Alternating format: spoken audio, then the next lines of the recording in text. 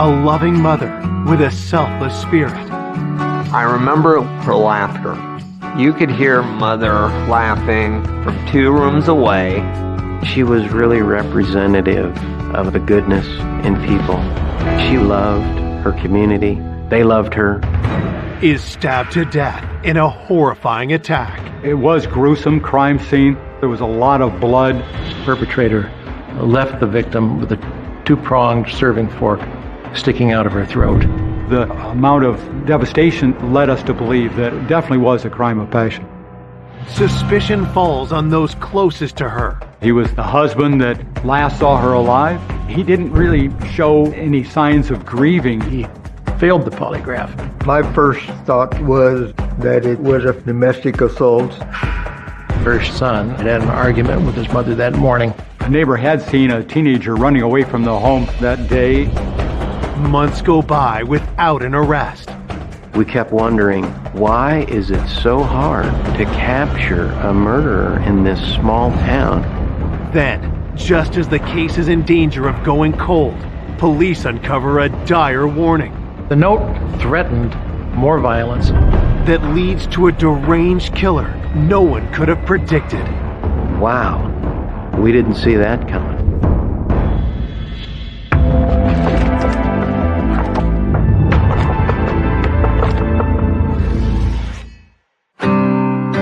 Shenandoah, Iowa is a close-knit farming community home to just 5,500 people. Shenandoah is your typical small town. It's just beautiful. The corn surrounding the towns. Everybody knows one another. You just are almost shocked at how nice folks are. It's a small, peaceful community. People know their neighbors, take care of each other. You don't have a lot of violent crime of any nature. The peace is shattered on September 6, 1988, when police get a disturbing call from local pastor Robert Borton at 3:40 p.m. He tells police his wife of 19 years, Cindy, is dead. He found her body in the kitchen, lying in a pool of her own blood. He called authorities, who arrived immediately and kept him outside of the house. It was gruesome crime scene. We found a female on the kitchen floor. There was a lot of blood everywhere. This person had been stabbed many, many times. Perpetrator left the victim lying on her back in a pool of blood with a 2-pronged serving fork sticking out of her throat. That image stayed with me because it was remarkable in its gruesomeness.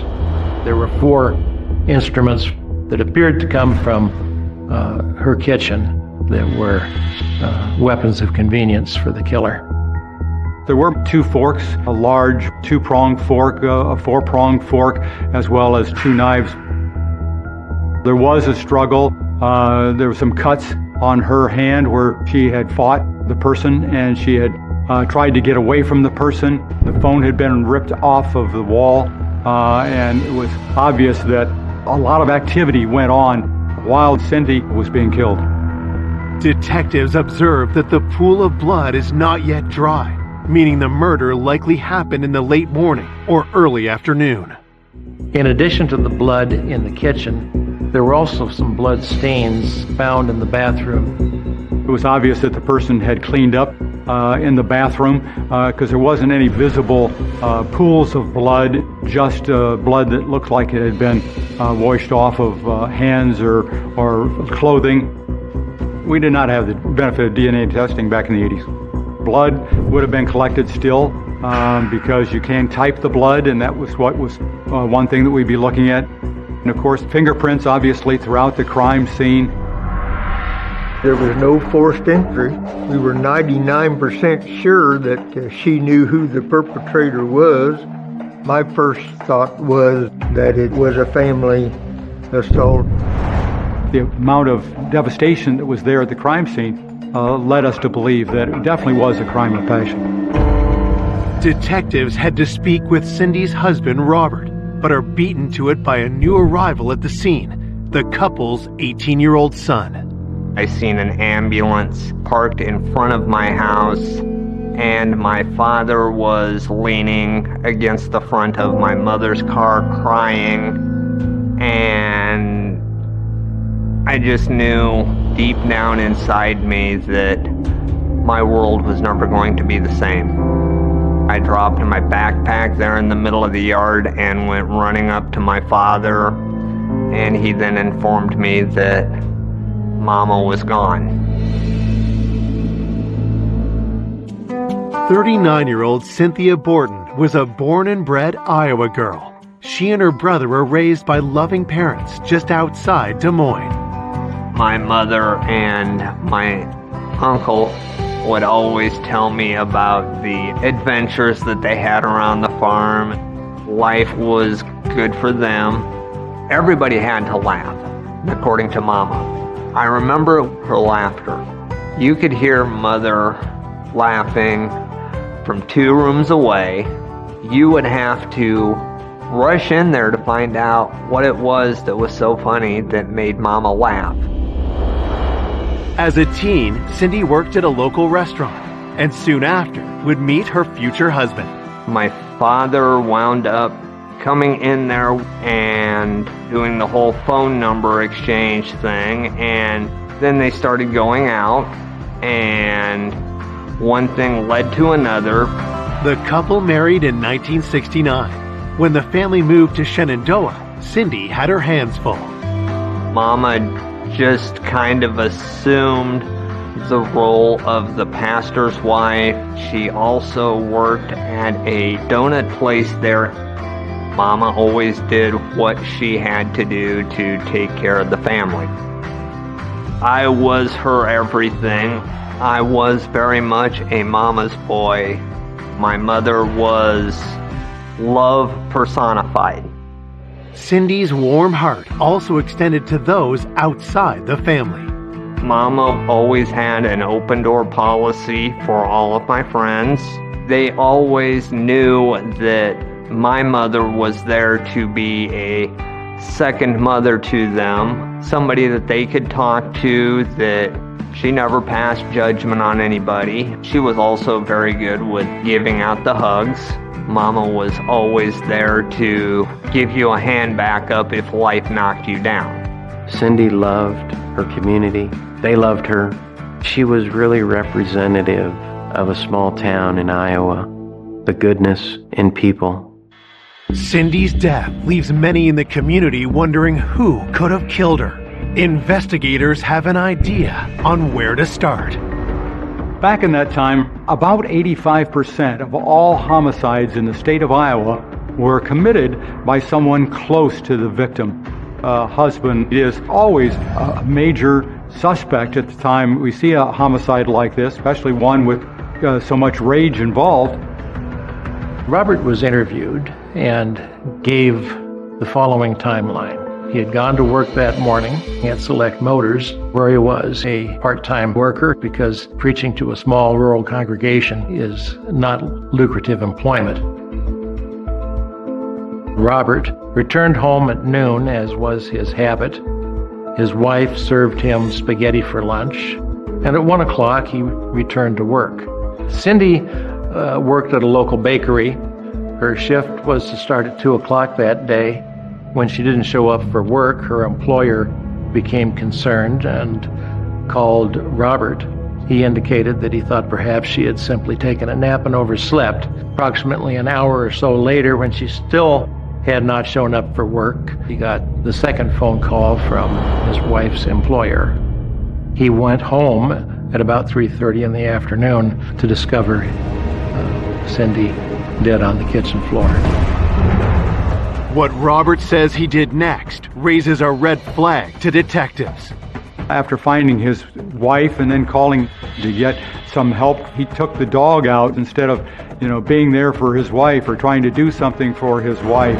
He said he wanted it to be tied up so that the ambulance people wouldn't have to deal with his pets. That was very unusual and very strange. Then, Robert offers up a theory investigators find completely ludicrous. Bob was saying that his wife could have just tripped and fell onto this fork. That was totally not plausible. It didn't make any sense whatsoever. It's just, I can't imagine anyone, ending up in a situation, and certainly not with the amount of blood that was found there at the scene too. He thought that it was an accident. And that really raised eyebrows. How could you possibly think that someone had just fallen? You just think, well, this is someone who snapped. Bob Borton was our prime suspect immediately after the death of Cynthia Borton because, first of all, he was the last person to see her alive, and then he also was the one that found her. Coming up, suspicion swells around Cindy's husband. His work clothing was laundered before investigators had an opportunity to examine it for blood spatter. What does Robert Borton have to hide? The only thing I want him to say is, I did it. While police dig for evidence against their top suspect, a threatening clue sends shockwaves through the town. There were a great many different and wild rumors, leaving notes at the scene. Cynthia Borton ain't nothing compared to what's coming. And hints such as the NS Night Stalker. This story just got even more crazy and more sensational and more scary.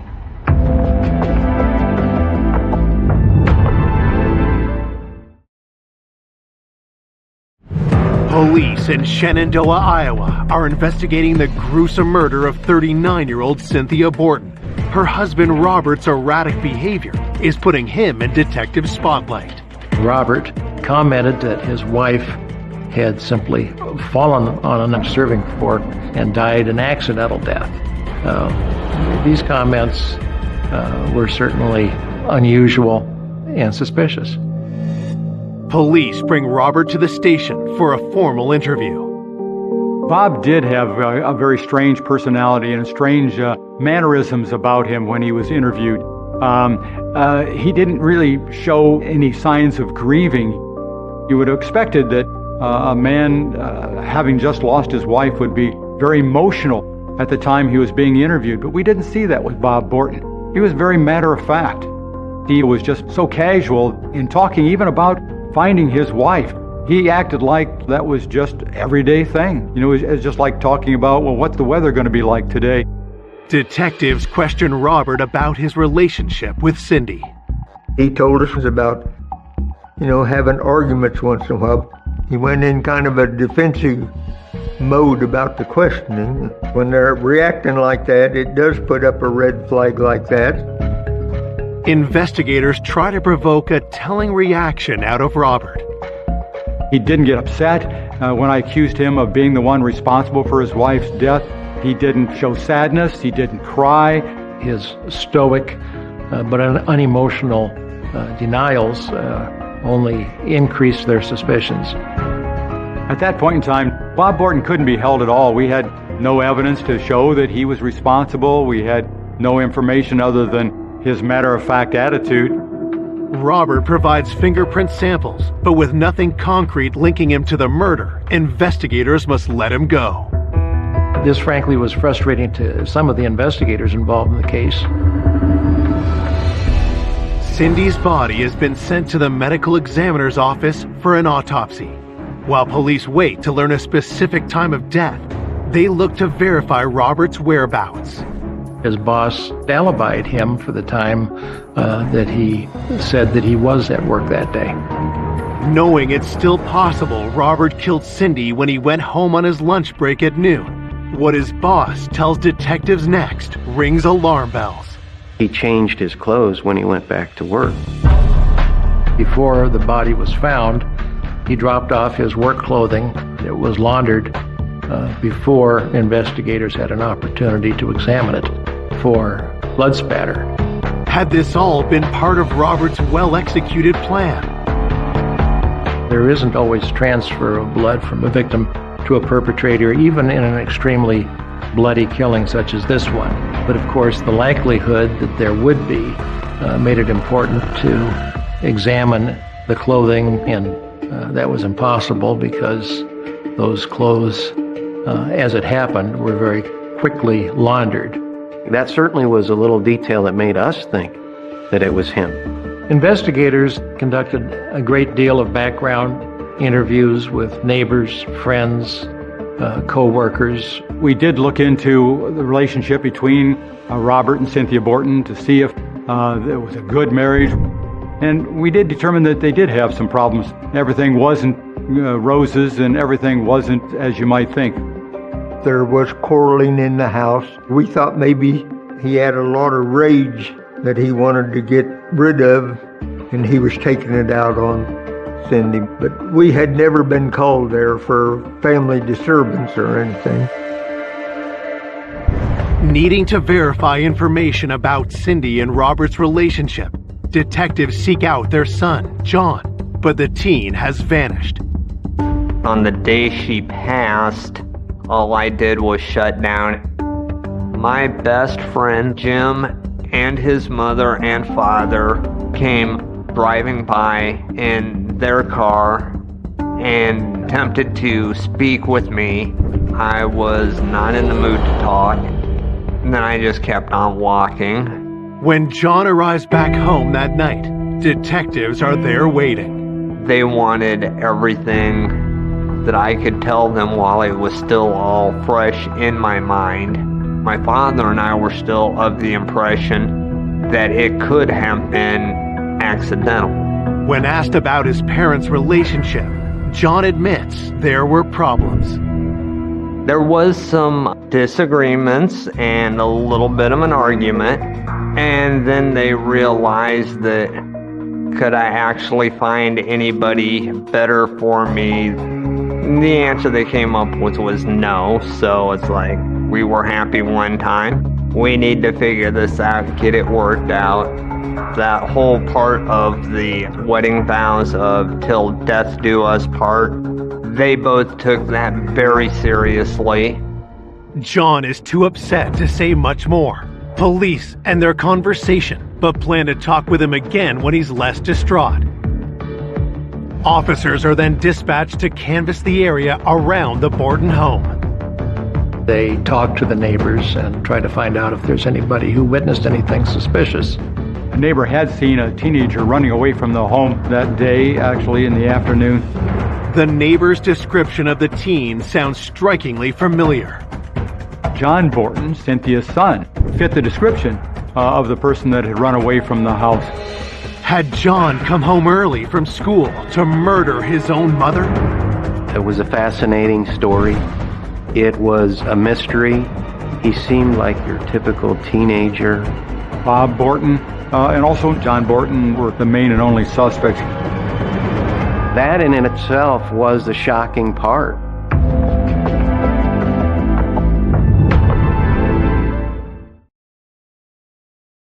Detectives investigating the vicious slaying of Cynthia Borton have two prime suspects. Her husband, Robert, who found her dead, and now their 18-year-old son, who matches the description of a teen seen fleeing the area around the time of the murder. John Borton, even though he was scheduled to have been at school that day, might have come home early. So John Borton early on was a person that we wanted to talk with and get more details about where he was on that day. The day after the murder, John is brought to the police department for another interview. They started with the questions about the home life and everything else. I told them my mother was literally my whole world. When detectives asked John about the last time he saw his mother, he makes a startling admission. John indicated in his interview that he had had an argument with his mother that morning. That, of course, was interesting and relevant information. Mother and I did disagree because I was not in the mood to go to school that day. My last words to my mother that day were a bit harsh. I have zero pride or pleasure that I can take from that particular morning.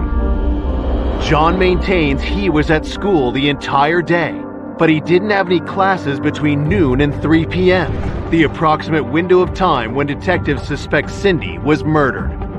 The whole tone of the investigation changed. They were considering me personally to be a suspect. Who on earth could think that I would do this to my mother? in a household with 3 people, the 2 surviving occupants would always be interviewed and looked at to see if they had an alibi. We tried to determine with anybody at the school to make sure that they saw him there and to make sure that he was, in fact, in school, not just that he was supposed to be in school, but that people actually did see him there during that day. Investigators took aside 2 of John's friends, Jim and Jackson, to find out if there was anything that might cause them to be concerned about John as a suspect. The teens can't confirm John was at school the entire day, but they're adamant he's not the killer. One of the first people to console him about his mother's death was Jim Bettis. Friends of John Borton said Cynthia Borton's murder had been true devastation for John. I heard some of my teachers kind of speaking in kind of a low, hushed tone thing that the detectives had come by and questioned them as to whether or not I was actually at school. Could anybody verify that I was there all day like I was supposed to be? Eventually, they were able to reconstruct my alibi for the entire afternoon. Detectives talked with his teachers who verified that he had spent that full day at school. Cynthia's son John is ruled out as a suspect. 3 days later, the autopsy report comes in, and police look for any insight into what exactly happened that gruesome day. Cindy suffered a horrifying death. The medical examiner found that Cindy had been stabbed 29 times with at least 4 different instruments, 2 knives and 2 serving forks. In addition to stab wounds that directly led to her death by puncturing vital organs, she had defensive wounds on her hands and forearms. She struggled with her assailant. She had to know that she was dying at the hands of her killer. The autopsy report also provides a detail crucial to the investigation. Based upon his finding of a stomach full of completely undigested spaghetti, the medical examiner estimated the time of death as 1 o'clock in the afternoon. Cindy and Robert had shared a meal of spaghetti between 12 and 1 o'clock. Robert placed himself in that home alone in his wife's company at the estimated time of death. It really made Bob Borton our prime suspect. He was the husband that last saw her alive. He was the husband that was the first to find her dead on the kitchen floor. He and his wife had had difficulties throughout their marriage, had had problems. Investigators decided that it was important to keep working on Robert. He was really their only feasible suspect. Based on the findings of the autopsy report and mounting circumstantial evidence, Robert is called back in for another interview. One of our agents was very aggressive in interrogating Bob Borton about his wife's murder and accusing him of being the murderer. And Bob again sat very calm and still and was not irate about being accused of having taken his wife's life. The investigators decided to give me a call and ask me to conduct a polygraph examination of Bob Borton and do that right away before he had a chance to think twice about it. The relevant questions that I asked Bob Borton is, were you responsible for your wife's death? Did you cause your wife's death? Did you stab your wife? He was just very humdrum, very relaxed, and very, well, I guess, you'll have to do what you have to do because I didn't do it. The polygraph results tell a different story. He failed the polygraph. The results were that he was lying and that he was culpable in this crime. So investigators were, in fact, increasingly convinced that Robert had killed his wife.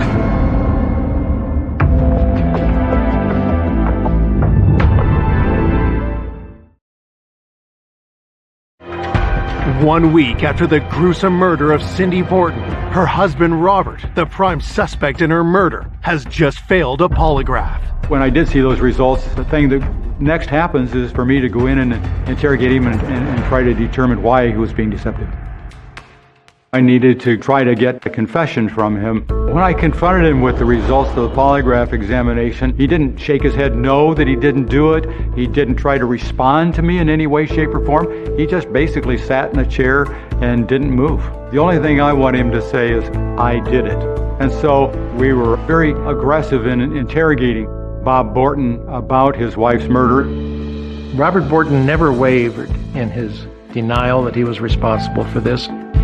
Robert's behavior under questioning becomes even more unusual. He did, in fact, fall asleep in the chair.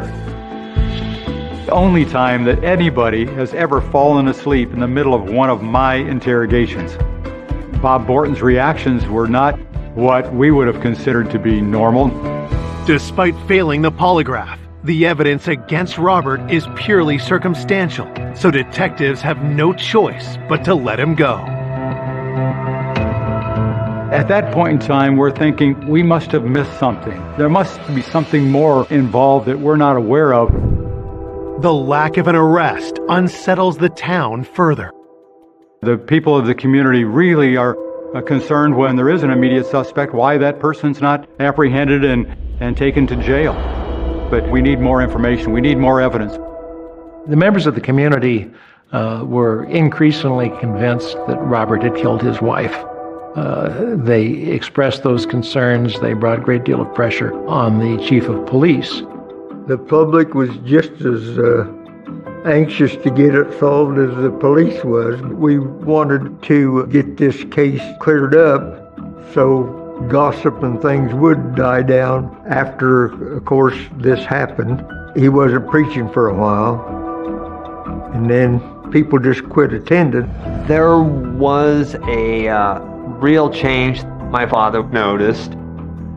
People who were open and friendly with him, all of a sudden, they quite often would go as far as to cross the street so that they would not have to walk near him, would not have to speak with him. I did my best to at least attempt to continue my life as well as I could.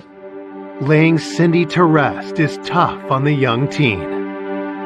The only time I can remember my mother having a brand new dress was the one bought for her to bury her in. It's the only brand new dress I ever recall her having. 2 months after Cindy's murder, Robert and John leave Shenandoah. It was unbearable for my father to continue to live there.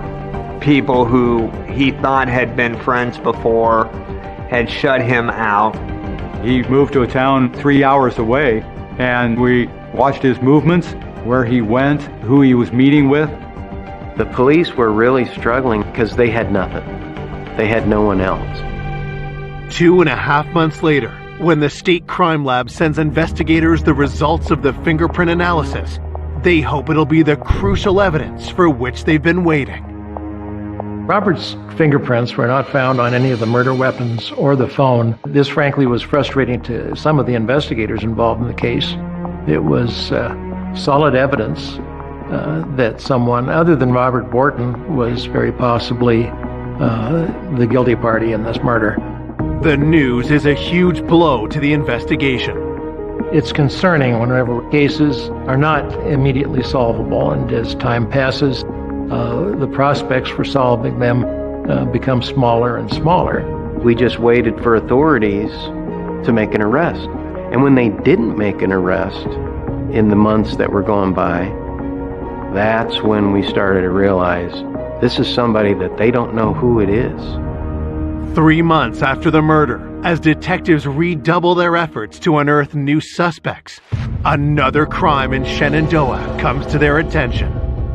In the weeks preceding and following the murder of Cindy Borton, there were arsons in the town of Shenandoah. Even though arson is a different crime than murder, it's a violent crime. And when one has a series of violent crimes, in this case, the arsons and the murder, all occurring within a matter of weeks, it would be only normal to at least examine the possibility of a connection between the two. On November 30th, another arson occurs, and a clue found at the scene leaves investigators stunned.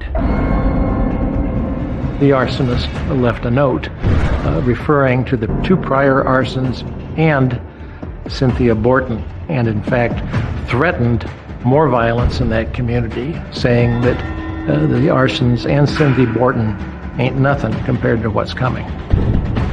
Oh my gosh, this story just got even more crazy and more sensational and more scary.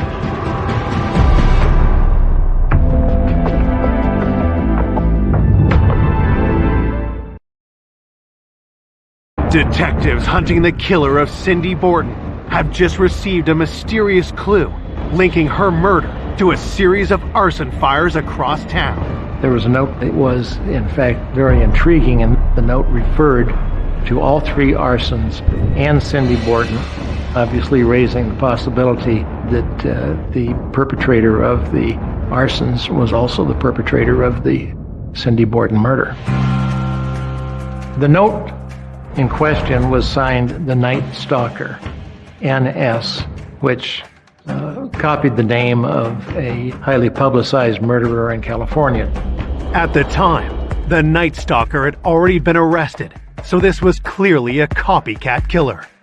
It was rather apparent that the perpetrator was someone who used that name out of convenience and imitation. He was calling himself the Night Stalker. Wow, he's just crazy. There were a great many different and wild rumors, leaving notes at the scene and hints such as the NS Night Stalker were quite possibly a cry for attention. This would have to be investigated. The note was examined for fingerprints, and indeed some latent fingerprint ridge detail was found on the note. The prints are sent to the crime lab for analysis. It was important not only to continue investigating the murder, but also to investigate the arsons for purpose of developing a suspect on the murder. There had been 3 arsons in the community. One had been at the Broad Street School. The letters NS were found slashed on a bridge near the Broad Street School fire. There was another fire set in a school teacher's pickup, and there was a note, "The Night Stalker strikes again." This case was a genuine whodunit. Even though we had the Night Stalker note, investigators didn't know who had authored it or who had committed the arsons. I never really would have expected this case to go where it went. You know, it wasn't something that we expected from the beginning at all. Several days later, detectives get the fingerprint results from the note, and they don't match back to anyone in their database. There was, in fact, a killer at loose in their community. As every week went by, and then the months, we kept wondering, why is it so hard to capture a murderer in this small town who committed a murder in such a shocking, unbelievable manner? On January 31st, 1989, police finally get a break in the case. 5 months after this murder, a young man named Jackson, a high school student, came into the police department and informed authorities that the previous day he'd had a visit from a friend, another teenager, and that in the course of their afternoon visiting with each other, this friend had told him that he had some very shocking information and something that was bothering him. More specifically, that he had murdered Cynthia Borton. This information was a shock that shed an entirely new light on the investigation. When Jackson came into the Shenandoah Police Department, yes, that definitely was a big break. His friend had told him things that happened at the crime scene that only the killer would know. Jackson's friend described the murder that he had committed and even went so far as to draw a small diagram indicating exactly where the body had been left in the house. Jackson shared this drawing as well with the authorities, which was important and surprising because it appeared quite accurate. He told Jackson I'm going to show you where the knife is. And he did that. And that's when Jackson realized, oh, he's really done this.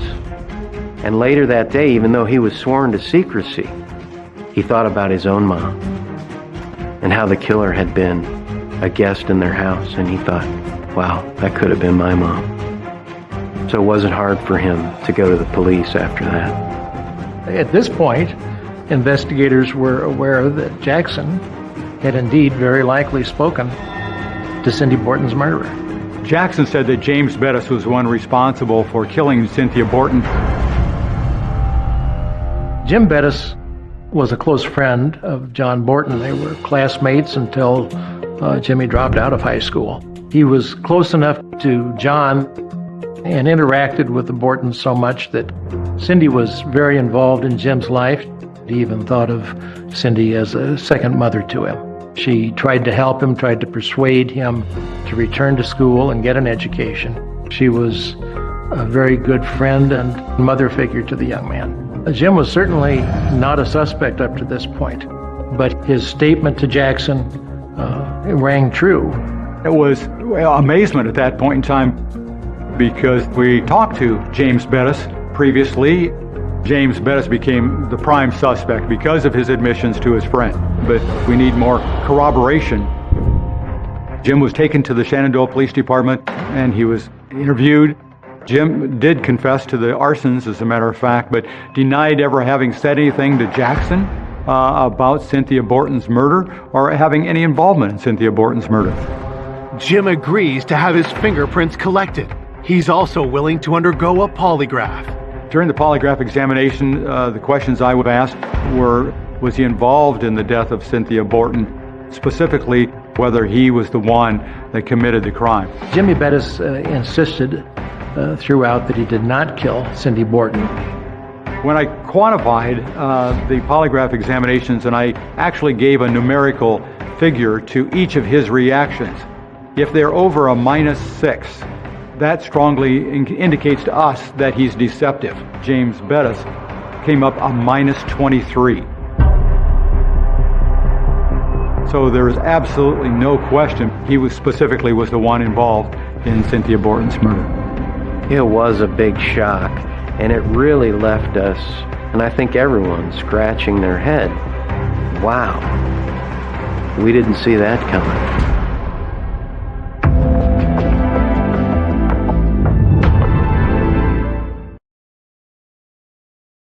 Five months after the horrific slaying of Cindy Borton, detectives get their biggest break when her son's friend fails a polygraph. Jim Bettis' polygraph, according to Agent McCleary, showed deception on his denial that he had murdered Cindy Borton. It was very unusual that all of a sudden this person would become a suspect who was a teenager, and also he was good friends with Cynthia's son. And he had been in Cynthia's house many occasions. Investigators confront Jim with the results. The very next thing I said was, we all know exactly what happened on September 6th. You were the one responsible for having killed Cynthia Borton. There's no question in anybody's mind now. And he came out and said, I did it. Okay, I did it. Jim Bettis had not been on our radar at all. We never dreamed that he might be capable of something like this. James Bettis told me that on September 6th of 1988, he was walking around town, he was thinking about his father. He was thinking about how he hated his father. His dad was always telling him that he was no good, he wasn't going to amount to anything. It was terrible. He hated his dad. He needed to be able to get that rage out. How he was going to do that was by seeing if he could actually kill. His statement was that he wanted to kill his father, but that he knew he couldn't get that job done, and so he killed someone who was far more vulnerable, and that Cynthia Borton was a victim of convenience. Police believe Jim showed up at the Borton household, just narrowly missing Robert, who had gone back to work after lunch. Cynthia Borton answered the door and allowed him to come in because he had been there many times previously. During his confession, Jimmy Bettis indicated that he had asked Cindy for a glass of water, which led her to walk into the kitchen. He followed her there, approaching her from behind and grabbing a knife, immediately slashed her throat from behind. He stated he had used a pocket knife of his own in addition to Cynthia Borton's kitchen utensils.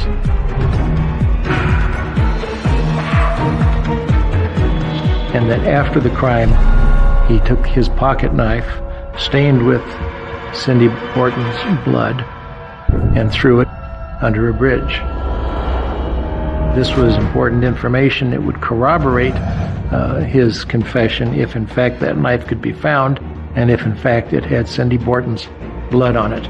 Investigators scoured the area, found the knife where Jimmy Bettis described that they would find it, and when it was tested at the laboratory, indeed it had not only Cindy Borton's blood, but also Jimmy Bettis's fingerprint.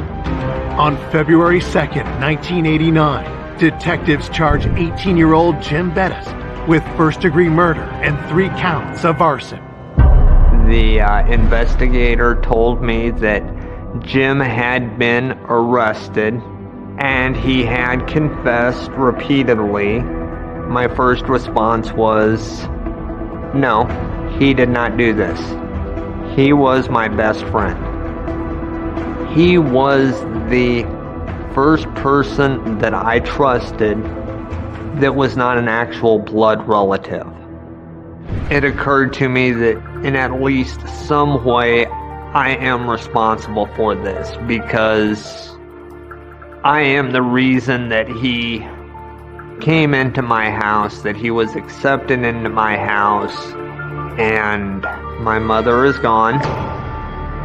There is nothing I can do to get her back. At trial, Jim is convicted, and on November 13th, 1989, he's sentenced to life in prison. Jimmy Bettis was a very troubled and angry and rage-filled young man. Had this crime not been solved when it was, there's every reason to be concerned that there would have been more fires, if not more murders. My best friend committed this heinous crime of murder against somebody who trusted him, supported him, and cared for him. He frequently told me that we were brothers forever, and I honestly felt the same thing for him. And then for him to turn around and do such horrific action, there is a bit of relief knowing that he will never be out again for the rest of his life. I want as many people as possible to know and understand what a wonderful, wonderful person my mother was, which is why I share her with as many people as I possibly can. I only miss her on days that end in Y. I am still waiting for my pain to go away. I don't know that it... The living room for evidence. Primarily the items that we collected were either hair or fibers, and then extensively processed for fingerprints. When we were processing the carpet, we discovered blood trail or spatter of some sort.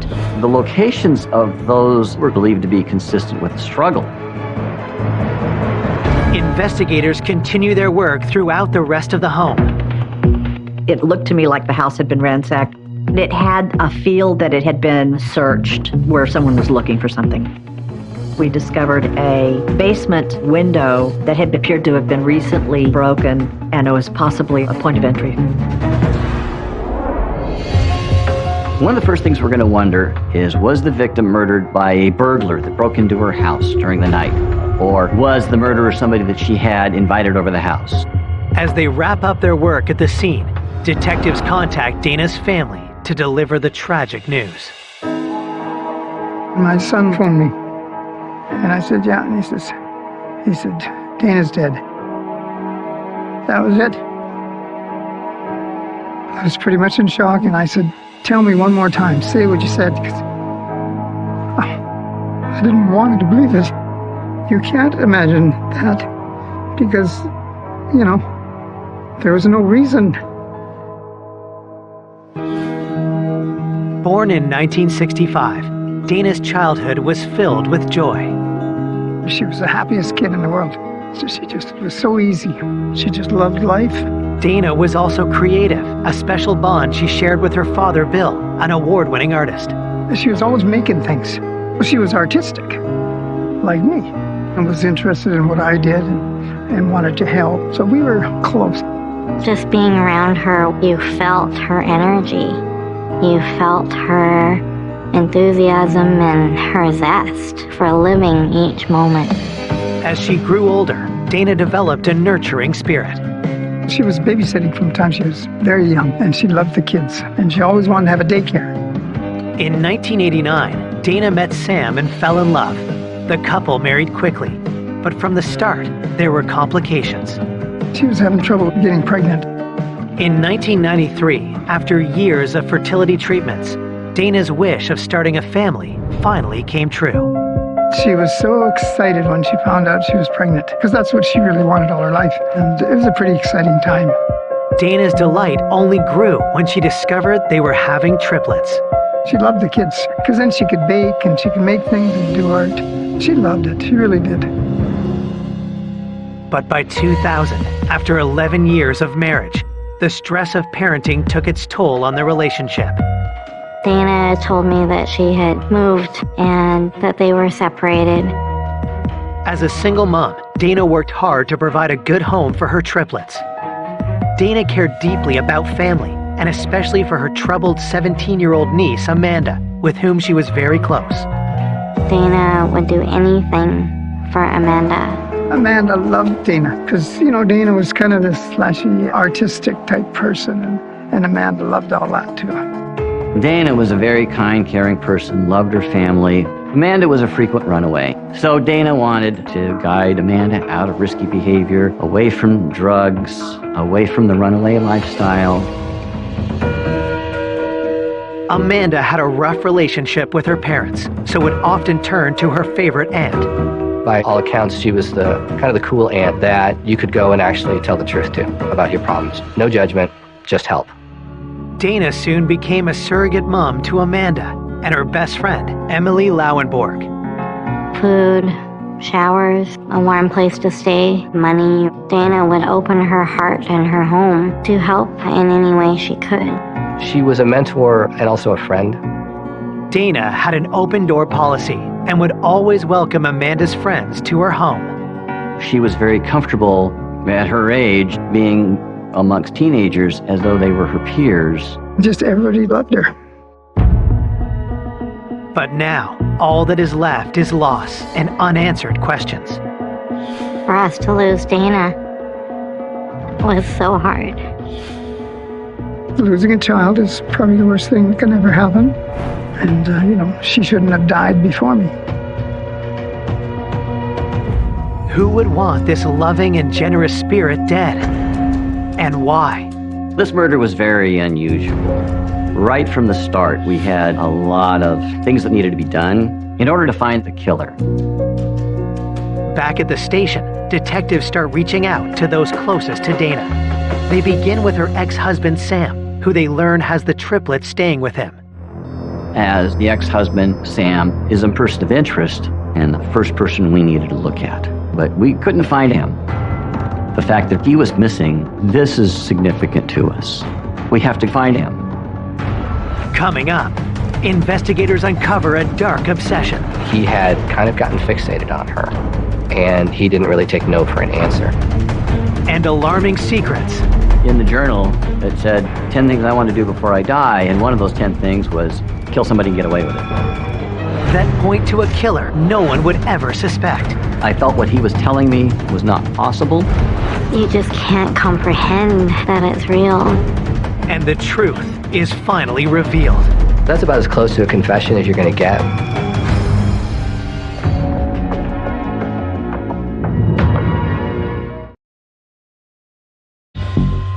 Police investigating the murder of mother of three, Dana Laskowski, are trying to track down her estranged husband, Sam, when suddenly they receive a surprise call. Sam actually reached out to the police to try to find out what had happened. Sam, it turned out, he had taken his kids camping and away from his phone and away from contact. And so when he got back to civilization, he had all these messages that Dana was murdered. So we went up to interview Sam, Dana's ex. And so when we confirmed that Dana was murdered, Sam was upset. He would respond to all of our questions, but he's just not the kind of person that elaborates. As we were talking to Sam, we noticed he did have some abrasions on his knees, and that's unusual. We asked him about that, and he said they were from playing baseball. It was baseball season. Detectives press Sam about his feelings toward Dana. When asked about his relationship with Dana, Sam described it as they were estranged, but they co-parented their kids, and they've had arguments, but overall, they were trying to make it work. Sam and Dana just grew apart. When she moved away, she was so excited. I think it made her feel good about knowing that she could be independent, and I think that was important for her to be able to do that on her own. We just felt that Sam was mad at Dana for having relocated 3 hours away and had split the family, and the hopes of having a family and a marriage were dashed and destroyed. Was that enough to push Sam over the edge and harm Dana? Based on the information that we had about her ending her time with her husband and becoming estranged, we thought Sam had possibly come over to discuss something that has to do with custody, and they'd gotten into a fight, and the fight resulted in Dana's death. Police ask Sam where he was the night of Dana's murder. Sam said that he had left his kids at his home and he went and got gas. He showed us a receipt for that gas. He said the next day he went camping with the triplets. Detectives believe Dana was killed sometime between midnight and 7 a.m., but Sam cannot corroborate where he was at that particular time. It wasn't an ironclad alibi. He didn't have 3 adults who would be able to say he was with us all night. They were kids, they were sleeping. It was not impossible for Sam to have left the kids and come back to Dana's house and committed the murder. And we looked at the possibility that he filled up his gas tank, drove to Puyallup, killed Dana, and then drove back to the kids at the home. Investigators press Sam further. Sam denied killing Dana. When we approached Sam for his fingerprints and his DNA, he was not necessarily agreeable or cooperative, didn't like the idea that he was a potential suspect. He certainly didn't like the idea that we thought that he might be responsible for her murder. Sam didn't really want to cooperate with requests for DNA and hair samples. Sam's behavior may be suspicious, but police have no concrete evidence to tie him to the murder. You can't charge someone with a crime just because their alibi isn't ironclad. You can't charge them with a crime because they can't prove they were someplace else. You have to prove that they committed that crime. There has to be evidence at the scene that connects the person to the crime. And so in this particular case, they didn't have that with Sam.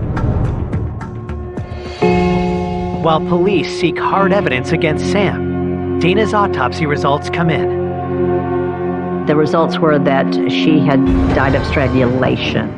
The cause of death was a fracture of the cricoid cartilage in her throat. There was a great deal of damage to her throat, her windpipe, and it would have taken somebody very, very strong to have done that kind of damage. We were going to be looking for an offender who had upper body strength and prone to flying into a rage. Because of the fracture of the cricoid cartilage takes a great deal of strength. And a strangulation itself takes a very committed attack. The victim generally fights back. And then the attacker has to double down on the strangulation while the victim is struggling back. Just to think that Dana struggled and fought for her life, it's just wrong. It's all wrong. Looking for new leads, detectives turn to Dana's niece. Police contacted Amanda as she was a relative and somebody who knew the victim. And what Amanda said was that Dana was the kind of person where she could go over, do laundry, maybe get a little bit of money. That was who she was, and that's how she helped out Amanda. And she didn't know what had happened or who would want to murder her aunt. Detectives also speak to the couple who employed Dana as a nanny. When asked if they knew of anyone who might want to harm Dana, their answer is chilling. Dana's employers told us that Dana was being stalked by this guy. Her employers told us that Dana had said that if anything happened to her, he'd be the one. And that was significant to us because I'm looking for a killer.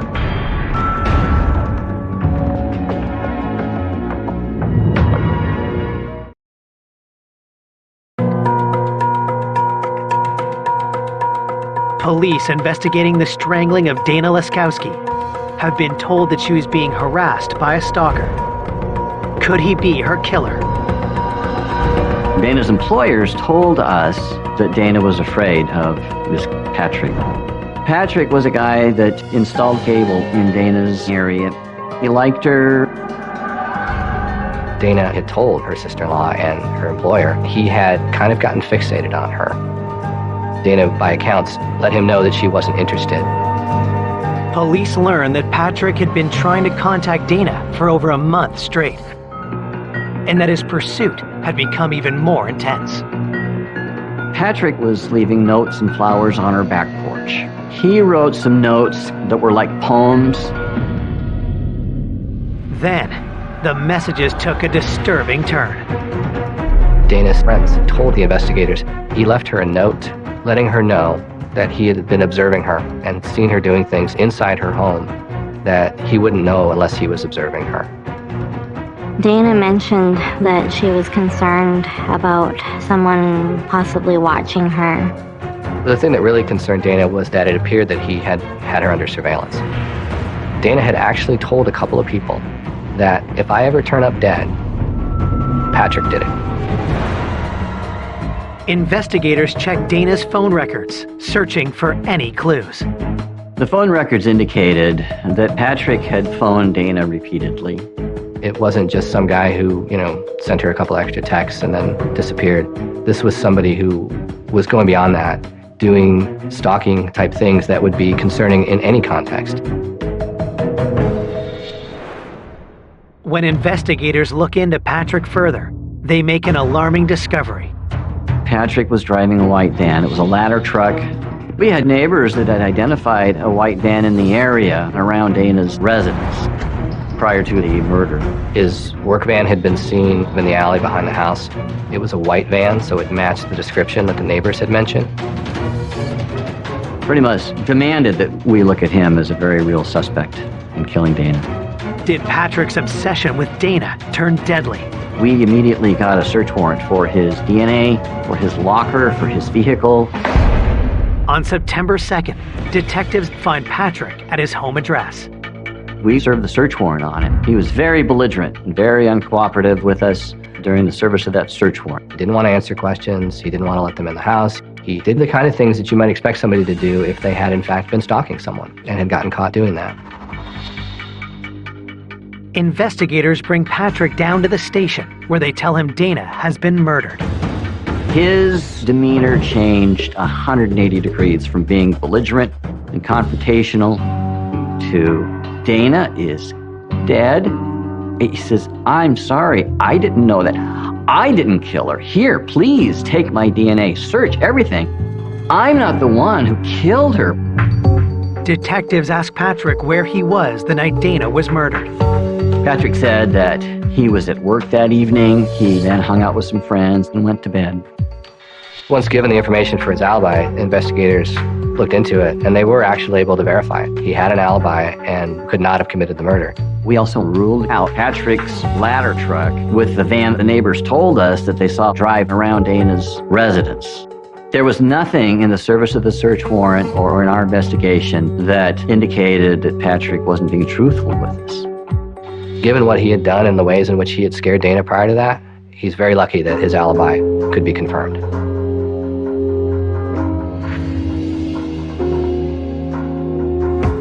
Having cleared Patrick, investigators now focus on another man in Dana's life, Michael, who they learn was having a long-distance relationship with her. Michael lived up in Canada, worked in the film industry. Dana met him when she was up in Canada visiting one of her friends. And they hit it off, and so they started to date. But he stayed in Vancouver, and she was down in Puyallup, and that's a several-hour drive from Puyallup to Canada. Friends tell police that their relationship was not without problems. They said Michael would party to the level of like a teenager, that he was at a certain level of partying that Dana didn't approve of. And so Dana was a little uncomfortable with that. There'd been a point where Dana had broken it off, but he was still interested, so they tried to make it work and get back together. But when detectives dig deeper, they learn Michael has a darker side. We were told that Michael was a biker, that he was a heavy drug user. Police also uncover a significant piece of information. Dana confessed to a friend that she'd had a one-night stand. And when Dana had that one-night stand, she was still in a relationship with Michael. Could this have been a motive for Michael to kill Dana? When we found out that Dana had a one-night stand, we looked at Michael as a potential suspect, possibly murdering Dana out of revenge.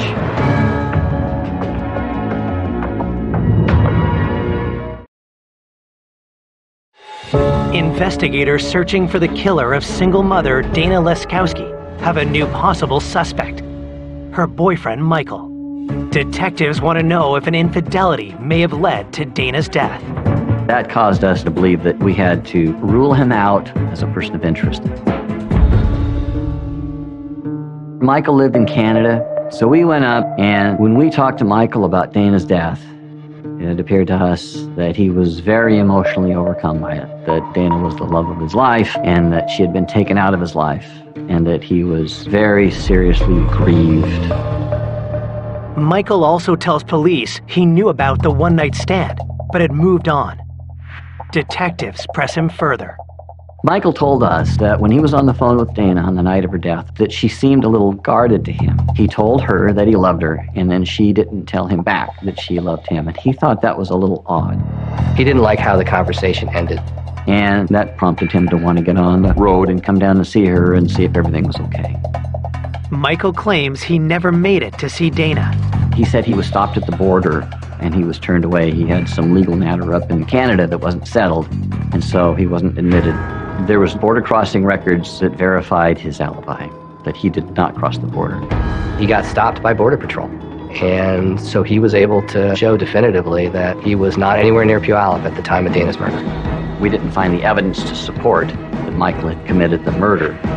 Michael is ruled out as a suspect. Police also determined the man Dana had a one-night stand with was nowhere near her house on the night of the murder.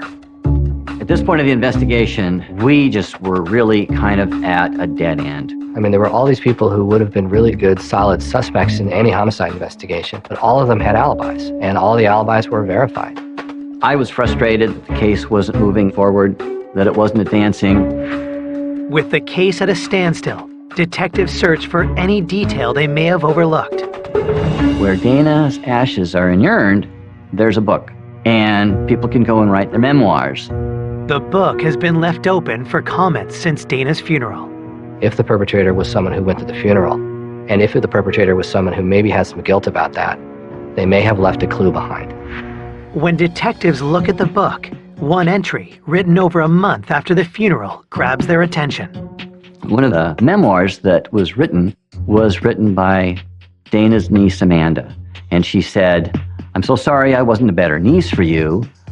34 days clean and sober. It's all for you." That was significant. There was something about the way that she'd written it that suggested it was a communication to Dana of remorse and to make amends for what had happened. And it was something that was significant enough to follow up on. Why did Amanda write that she had let Dana down? Detectives have a hunch that she may know more about her aunt's death than she's been letting on. That's it. That's the key. The key is the niece. I called Amanda in for an interview. When I asked her, "What do you know?" she said, "I wasn't there. I don't know what happened." With Dana gone, Amanda has been missing a mother figure, getting into trouble, and as detectives learn, spending time with a rough crowd. In the center of Puyallup downtown, we have Pioneer Park. and a lot of troubled teens would hang out there. The park kids called themselves the Park Rats. Amanda usually would be out around town in the middle of the night, hanging out with the Park Rats. Dana would often welcome Amanda's circle of friends into her own home. Could one of the Park Rats that Amanda knows have been somehow involved in Dana's death? And I talked to her about who of her friends would meet this profile of having upper body strength, prone to flying into a rage.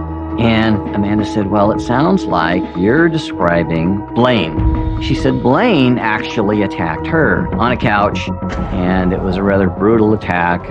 Blaine had come onto her, and that she had rejected him, and that he had become violent. Had Blaine tried the same thing on Dana, only for things to turn deadly? Blaine had been in Dana's house before, in some casual get-togethers, and possibly Dana would have rebuffed that advance, and that Blaine would be the kind to fly into a rage. Then Amanda reveals something else. Amanda said that while we were processing our Auntie Dana's crime scene, she was across the street. She ran into Blaine there.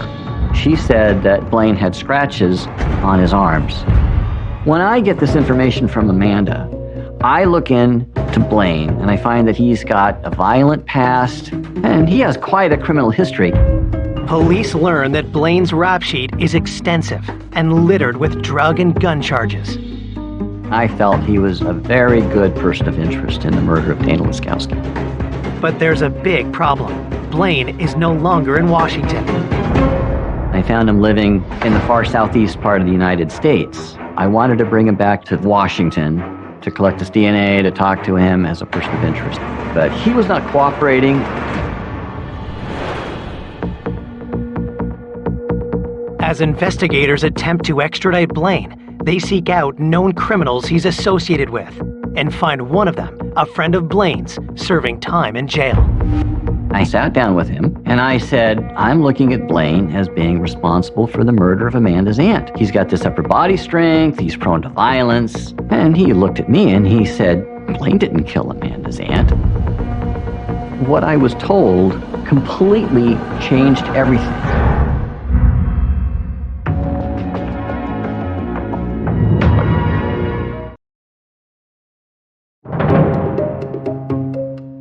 Detectives hunting the killer of Dana Laskowski have a new suspect, Blaine, the troubled friend of Dana's beloved niece, Amanda.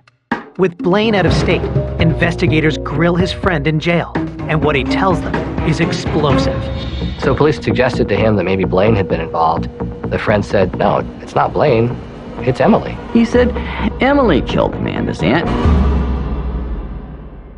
It's a stunning allegation. 17-year-old Emily Lauenborg is Amanda's best friend and someone who Dana treated like a daughter.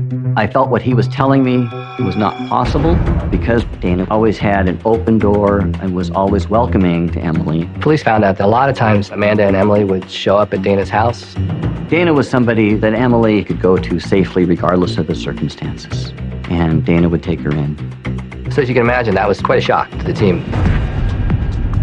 To confirm his story, investigators speak to other members of the Park Rats.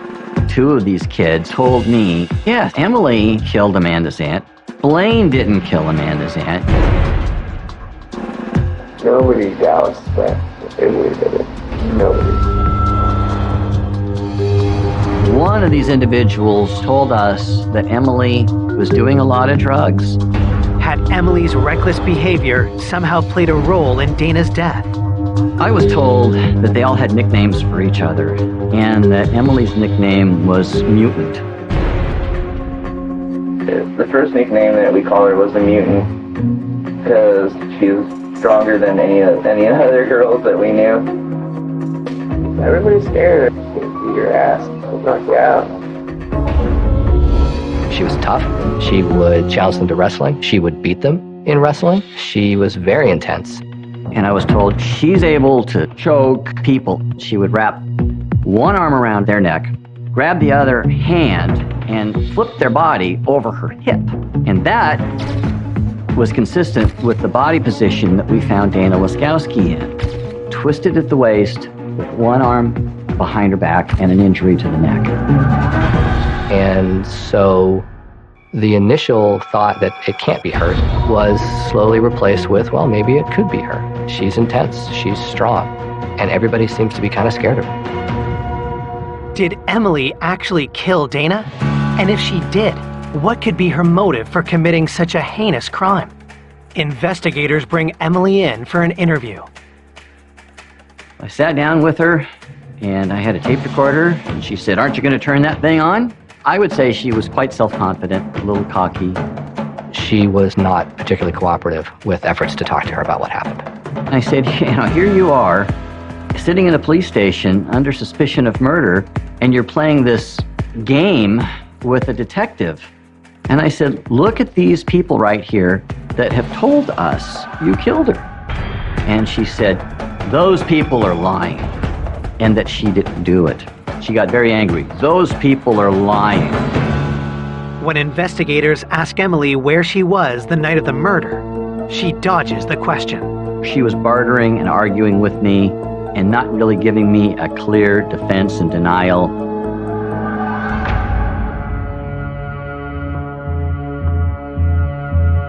Officers obtain a warrant to search Emily's residence.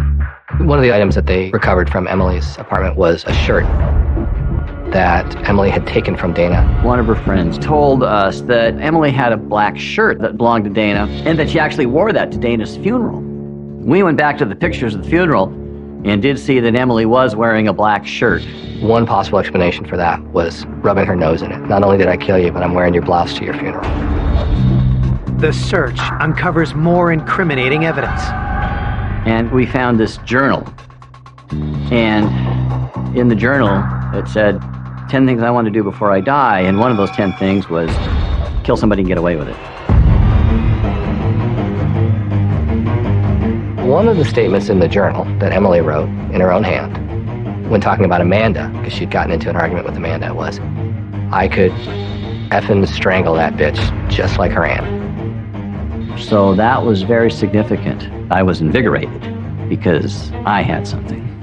That's about as close to a confession as you're going to get. It is absolutely sufficient for me to take that to a jury and say, this is her admitting that she killed Dana Laskowski. On March 13th, 2003, Emily is charged with first-degree murder. When I found out that Emily did what she did, I couldn't believe it. When you find out that such a young person could take a life, how is that possible? Someone that Dana was trying to help and care for, that had to be a huge betrayal. You just can't fathom it. You can't comprehend it. It's devastating. Though Emily is in custody, prosecutors know most of the evidence against her is circumstantial. So they circle back to Amanda. It had become pretty clear that Amanda was going to be the key to solving this. We needed Amanda to crack, because absent that, or a confession, there wouldn't have been enough to prove that Emily committed that crime. If Amanda did know what happened, why hadn't she told police? And why had she covered for her best friend? So I meet with Amanda and I said, listen, Amanda, you have led us on a wild goose chase. Starting off with Blaine, who was in another state. He didn't do this. You have not come forward with this right from the start. You know what? This is a case of conspiracy after the fact. So tell me what happened. That's when she really cried and sobbed.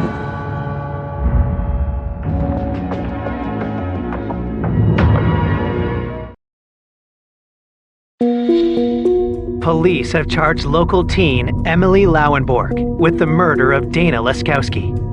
Now, investigators suspect Emily's best friend, Amanda, Dana's own niece, may also be involved. I said, all right, tell me what happened. You've sent us on every possible goose chase and every rabbit trail you could head us down. It was all a bunch of lies. Through tears, Amanda makes a horrific revelation. Amanda disclosed that she and Emily came to Dana's house and they came to the back door. They were high on some drugs and they just went up to try to get some money. And Emily was rude and Dana said, you girls have to go. Things quickly escalate. Emily was being belligerent, and Dana touched Emily to kind of guide her out the door, and Emily just exploded into a rage or attack. Basically, she attacked her, put her in that wrestling hold, and squeezed too tight with some kind of scarf or fabric. Amanda said she turned around because she didn't want to watch what was happening. But she heard a crack, and she heard a gurgle. She heard Dana gasping for her life, and then she didn't hear anything. And that was because Dana was dead. And then they took the money and left. It seemed to be, by Amanda's account, that it was kind of an explosive situation that got out of control. They didn't go to the house to murder Dana. I was told that Emily had said that Amanda was always ditching her for her aunt. Emily, she was jealous of Dana. It's my opinion that the motive Emily had was to get Dana's influence out of Amanda's life, and Emily just went over there with the intention of getting Dana so mad at Amanda that Amanda wouldn't be welcome at Dana's anymore, and that Emily would have achieved what she wanted, and that the murder simply got out of control because of emotions and drugs. But why didn't Amanda come forward earlier to tell the truth about what happened that night? I asked her, why didn't you tell us right up front, right at the start? She said, because of my family. It's so bad now. What's it going to be like now when they find out? She wasn't involved in the murder, but she was involved because she was there at that time, and I don't know why she didn't do anything. It was upsetting and surprising to all of us. Prosecutors need Amanda's testimony to have any hope of convicting Emily for murder. Amanda agrees and will not face any charges herself. If she's charged with a crime, then she has the right to remain silent. She was the star witness for the case. If we had charged her criminally, we couldn't have called her as a witness. Despite the agreement, prosecutors fear Amanda won't keep her side of the deal. The biggest challenge for us, from a prosecution standpoint, was that setting aside Amanda's testimony, everything else was circumstantial. Wearing a blouse can be explained away. An angry journal entry can also be explained away. I think the only way that we could have been successful in front of a jury was to have Amanda take the stand. The problem was knowing exactly where Amanda's loyalties would be. She was very conflicted, and there was definitely a chance that Amanda could have taken the stand and said, I lied to the police when I said what I saw, and I didn't see any of that. I was very concerned that the jury was going to listen to this case and look at Emily and say, I just don't buy it. This is a case where, had we taken it to a jury, all of those questions that had come up in the investigation, all the initial leads, all of the doubts that it could really have been Emily, all the alternate explanations were certainly enough that it could have been that a jury had decided that we just didn't prove it beyond a reasonable doubt. Prosecutors face a difficult choice. Risk Emily walking free after a jury trial, or guarantee at least some jail time with a plea deal. Ultimately, what we're trying to do here is to make sure that we hold the killer responsible. Emily was allowed to plead guilty to a lesser charge of manslaughter. On January 21st, 2004, over 2 years after Dana's murder, Emily is formally sentenced. Emily was charged as an adult. Her sentence was just under 7 years. Even though Emily is sent to prison, her sentence brings a mix of emotions. I felt a sense of relief that someone was now being held accountable for Dana's death, but I did feel angry. I thought, well, at least it's something, But it just was amazing that you could take the life of a young mother and only get like 6 years. Doesn't make sense. Dana's family was upset that the sentence was so light. They felt that the person responsible for taking the life of Dana should have been given a stiffer sentence. It was really tragic. And one of the things about the criminal justice system is it doesn't put things back the way they were. It just tries to hold people responsible so people can move forward. I cried every night. I think I must have cried for a year. I miss her a tremendous amount. And I will think about her forever. I don't think we ever will get over the loss of something so tragic. I can't really say her family ever had closure because to them, the loss was the loss of Dana. A gavel dropping doesn't undo that loss. I miss her a lot. I think Dana would want to be remembered as a loving mother, a loving friend, and a loving child.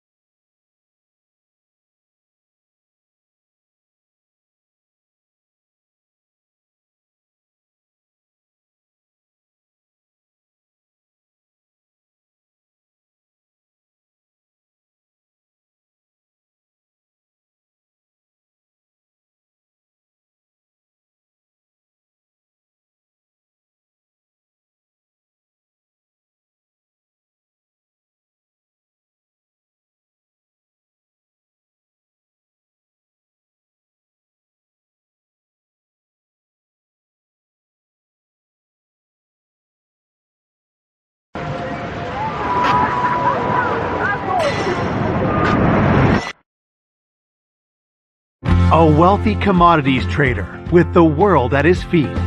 My brother was a fun-loving guy. He had anything he wanted. He had a lot of money, the Cadillacs and the Rolex watches.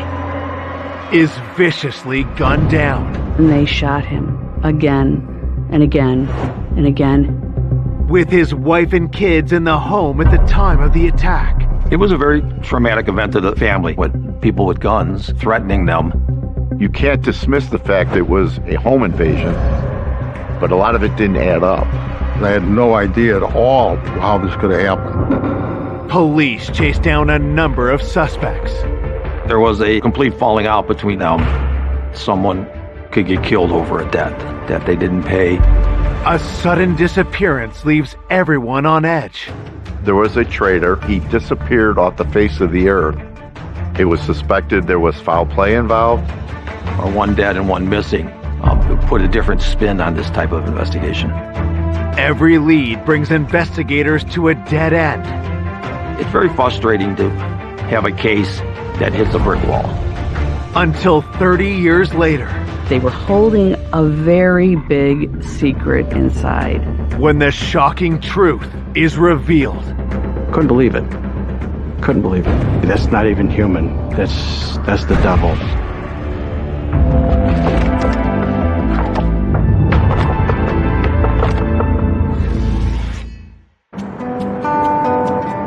Just 30 minutes outside of Chicago lies Inverness, Illinois. Inverness is one of the wealthiest suburbs of Chicago. It's a safe, beautiful neighborhood. Some would call it very rich, very large homes, and very few crimes are ever committed in that area. But on April 30th, 1979, at 3:20 p.m., police receive a distressing call from a 15-year-old girl named Becky Gamari. Her words were, "There's been a robbery. My dad's been shot." She was bleeding from the chest. The police responded immediately. As we entered through the front door, we were met by Becky Gamari. She was crying and pointing downstairs. I went downstairs and I saw a male who was leaning back in the sofa who appeared to have numerous gunshot wounds. There was a woman who was kneeling at the feet of the victim, crying almost in hysterics. The woman identifies herself as Jackie Gamari. She says the victim is her husband, Carl, and that she and her 3 youngest children, Bobby, Carly, and Nick, were in the home when the intruders stormed in. Those children must have been terrified and felt so helpless.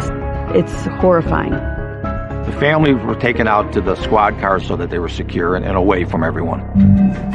Investigators set to work processing the crime scene, starting with the body. I went over to the victim. I didn't find a pulse. There was a number of bullet holes in his chest with the blood basically draining down to his pants. I noticed a 9mm gun, and there were a number of 9mm casings that were strewn about the victim's feet. There was also a small .380 caliber handgun. It appeared that a 9mm was placed to make some type of a statement. This could be a staged killing. The victim, his legs were crossed at his ankles. It didn't appear to be a natural position. I went and took an inventory of what the rest of the house looked like. The bedrooms, the dresser drawers had been opened. A number of items appeared to be tossed on the floor. I could see that there were jewelry boxes that still had jewelry in them, which raises questions as to why they actually came to that residence. Was this a legitimate robbery? Was this staged to cover something up? You can't dismiss the fact it was a home invasion, but a lot of it didn't add up. It did bring into question that they were there really to kill the victim. We took a number of fingerprint lifts from the kitchen, the dining room, and the bedroom area. One of the officers noticed them. There was no forced entry. Nobody kicked in the door or pried it. As police continue working the scene, Carl's family receives the tragic news. My sister called me and says, "You better get home, Carl was shot." So the whole neighborhood where the house was all cordoned off. We were told by the police he's in the house, he's dead, and they're investigating. So we were all like stunned. When this happened, it was just a huge, huge shock. We didn't know how to react. Disbelief and just can't be. Carl Gamari was born in Elmwood Park, Illinois in 1944. He was the third of 4 children.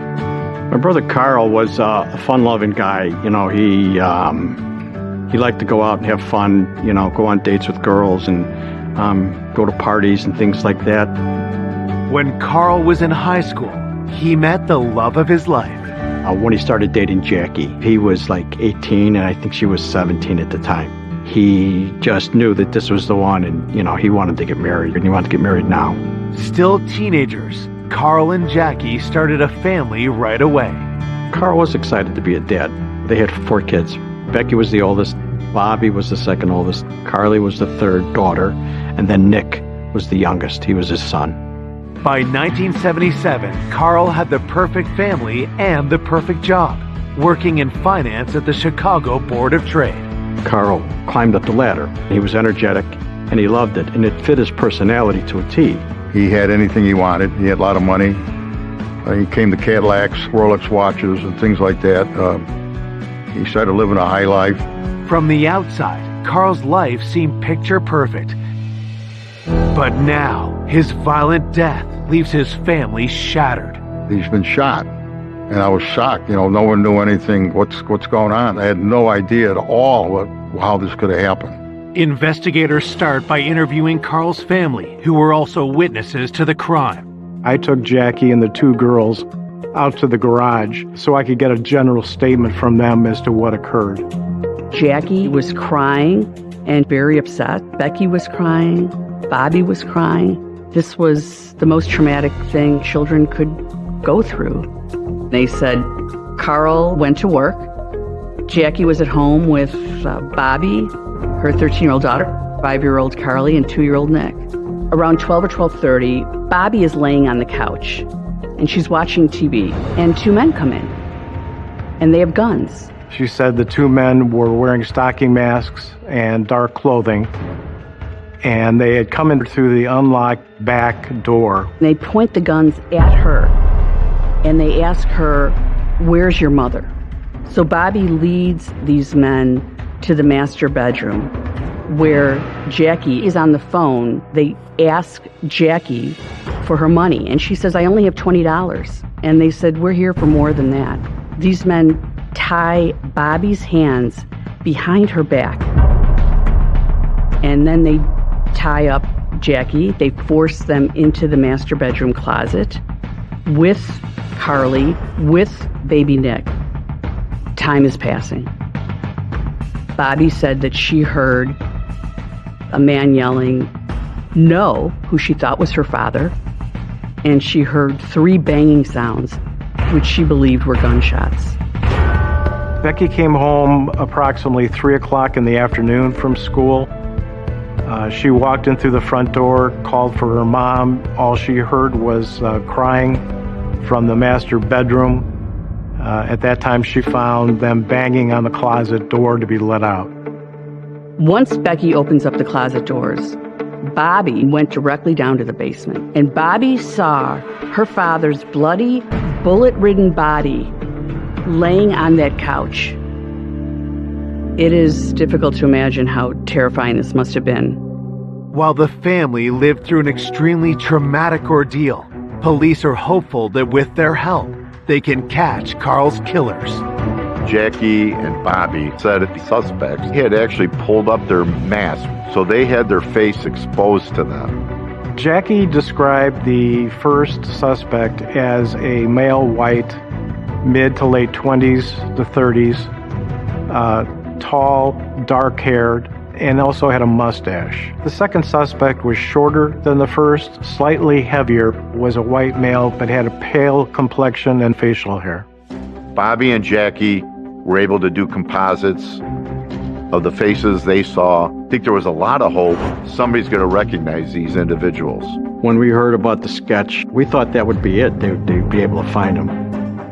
I was hoping to get the information out as quickly as possible with the suspect's description, so that if someone was possibly stopped or seen, within the general area. A patrol vehicle could have stopped them. In Inverness, where crime is virtually non-existent, police believe there is more to this case than meets the eye. It appeared to be a staged crime. It could be someone who owed money to someone and being shot for that, a jealous boyfriend. It could be a number of different things. You can't close your mind to any possibility at that point in time. Coming up, investigators uncover sordid secrets. He might have had some associates who might have been involved with the mob. It definitely raised a red flag. The killers evade detectives until an unexpected witness steps forward. You told me how it was going to be done, how they were going to kill Carl. To reveal a dark and twisted plot no one predicted. As soon as they knew how Carl was going to be murdered, and that's exactly what happened to him. That was the missing key.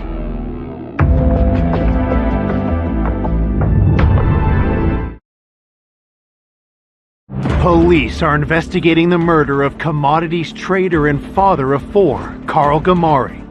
His wife and young family were at home at the time of the terrifying attack. Jackie and the two girls were mostly in shock. They were completely overwhelmed by what was happening.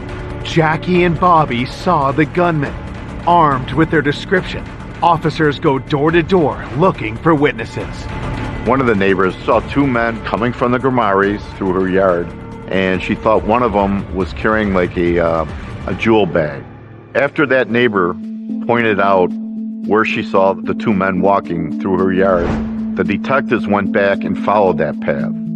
They had found a cigarette butt that still had ash on it by her driveway. That cigarette butt was collected by the State Police Crime Lab, but in 1979 there was no DNA, so there really wasn't much of the evidence that could be collected off of that cigarette butt. More witnesses come forward to help police trace the suspect's movements. There was a woman who was in her car around the time that this incident took place. She stated that she saw a beater-type gray car parked on the side of the street. When she returned approximately 3 o'clock or so, she said that she saw the vehicle oncoming towards her. She said that the driver was a white male. The second passenger in the front was a white male, but he was trying to slump down in the seat. In her words, she thought he was trying to hide himself. The neighbor who saw that vehicle coming towards her with the two men was also able to do a composite. It's similar to the one Jackie and Bobby gave police. Composites are very, very useful. You can put them in the newspaper, you can get them on the news, you can get them out there for people, other agencies, to see if anybody could identify them as possible suspects. So after the canvass was conducted, they then did a sweep of the area between the victim's house and where this car was observed to see if they could find any evidence. They also discovered tire impressions and some footwear impressions that were in the mud there where the car had been parked. Back at the crime scene, investigators get an unexpected visitor. I noticed someone approached me and he pulled out his credentials as being a Chicago police officer and told his name was Sam Greco.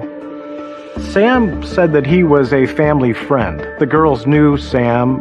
They felt comfortable around him. He said that he had been called by the daughter, that something had happened, so he was coming out to see what assistance he could lend. On the day of the murder, Becky made 2 phone calls. She did call 911. Her next call was to Sam to tell him what had taken place. Sam originally arrived up the scene about an hour after the initial call. He had advised him that he had been on the phone with Jackie. This was about 12:30 in the afternoon, and that during their conversation, she said somebody was there, and he heard some voices in the background, and then the call was disconnected. So he had offered to give them his phone record so they could try to establish a timeline of when that occurred.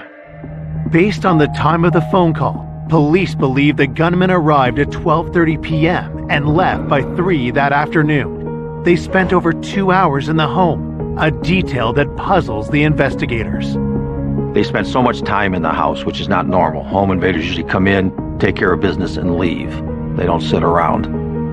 Second, the amount of items that were left behind didn't indicate that this was a straight-up home invasion. My question was whether or not they knew that Carl Gamari was coming home at that point in time, and why did they kill him? Who did it and why? And why my brother? What did he do that he deserved to have his life snuffed away and taken away? We had no idea who it could be. In their search for answers, detectives turned back to Carl's wife, Jackie. Anytime you're investigating a murder within a family, you have to look at the surviving spouse. It was clear that Jackie hadn't been the one to shoot Carl. 2 armed invaders came into their house and locked them in the closet. It was very traumatic to the kids and to Jackie. To have all of a sudden their peaceful day broken down with people with guns and then threatening them and not letting them move around the house, not knowing what was going to happen next. They were absolutely terrified even after the suspects had left. It was difficult to get them to concentrate on making a statement. Jackie was crying, upset. When detectives asked Jackie about her relationship with Carl, she tells them she loved him and that he was her high school sweetheart. But what she reveals about her marriage surprises investigators. Carl and Jackie had a rather unorthodox situation at times. Over the years, they both had affairs, and they would bring their lovers home. When you get information like that, that's an important thing to follow up on and look further to see if that has anything to do with what occurred here. Had the couple's infidelities led to Carl's murder? You have to look at that as a possibility. It definitely raised a red flag. It was definitely shocking.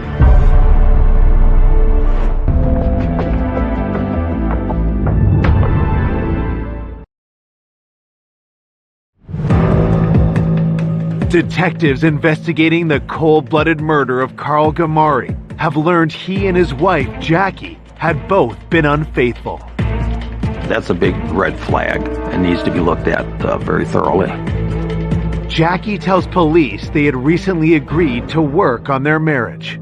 They seemed to be getting better as you got into 1979. They were trying to work it out. They went on a romantic vacation. They were making a plan to do another big trip to Africa. They were buying a new house, and they would tell friends that, yeah, things are getting back together for us. We're going to make an effort to make this work, especially because of the kids. A year before the murder, the couple had even decided to renew their vows. We as a family thought, wow, this is nice. This is really nice to see, that they wanted to get together and they have us there witness the renewing of their vows. They were like 2 lovebirds. He was gleaming from ear to ear, and so was Jackie, and they seemed like a wonderful couple.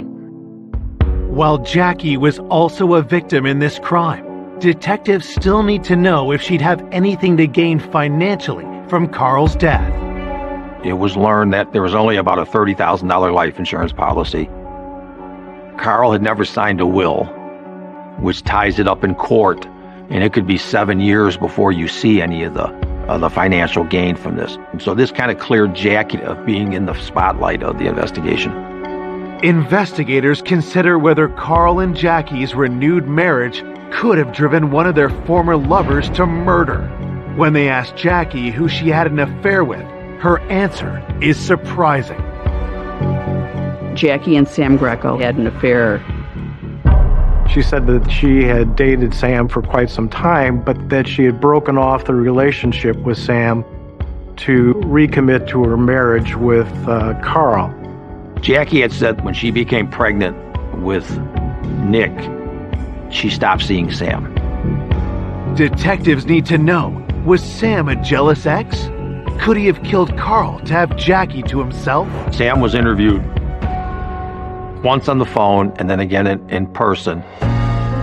He had met Jackie at a wedding, and he was doing some private investigative work, and Jackie had hired him to follow Carl to see if he was having an affair. There was an indication from Sam's investigation that Carl was having an affair. And that ultimately led to them initiating a relationship. Sam also told the investigators that he and Jackie had been lovers, but they were now just friends. Sam denied any involvement with this case. They took his phone records, fingerprinted them, and they interviewed individuals associated with Sam. He was considered a hero within the Chicago Police Department. The police back then still investigated him as much as they could. The investigators ruled him out as not being involved in this. With Sam eliminated from the investigation, detectives next look at the woman with whom Carl had been having an affair. Gail Kayak was someone whom Carl had actually hired and worked with. When Gail was interviewed, her description was it was kind of two adults having some fun together. It was nothing serious. She knew it was going nowhere. She knew Carl was married. Gail tells investigators she and Carl broke things off about a year ago and that there wasn't any animosity between them. She ended up, after the relationship was over between her and Carl, had a boyfriend, got pregnant. Given the affair had been over for a year, it just made really no sense that she would be involved in this in any way. Just when detectives think they've hit another dead end, Gail gives them a stunning new lead. She says they need to speak to Carl's former friend and colleague, Ned Kaiser. Ned Kaiser was one of the closer people to Carl at the Board of Trade. They had worked together there for a while. They socialized. Gail claims Ned not only knew about her affair with Carl, but told Jackie about it. Carl and Ned were friends. Carl would use his apartment to be with his girlfriend. Ned ultimately got upset with Carl, told Jackie that Carl was using his place to be with his girlfriend. Once Carl found out that Ned was the one who told Jackie about Gail, that soured the relationship. Gail also tells police Ned had a dark reputation. She had rumored that he had ties to organized crime. Whenever you're dealing with people with money and investment and all, there's always a possibility that someone could get killed over a debt that they didn't pay. Had Carl and Ned fallen out over money? Had Ned put out a hit on his former friend? You always look at the big picture. Business dealings with Ned, him betraying Carl to Jackie about using his place. Ned having some possible mob connections. I think you got to look at everything. You have to see what's there. Where does that lead you? Is this a person who has a reason to kill Carl?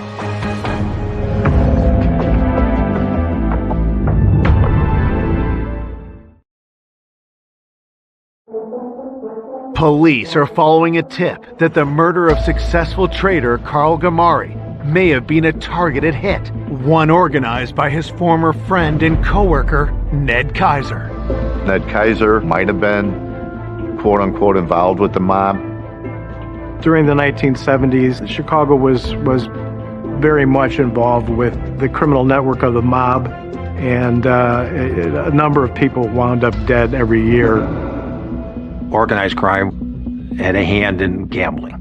From information obtained from co-workers and people that knew Carl, he gambled at the Board of Trade, he would gamble outside. Well, if individuals are gambling like that, then chances are they would cross paths with organized crime people.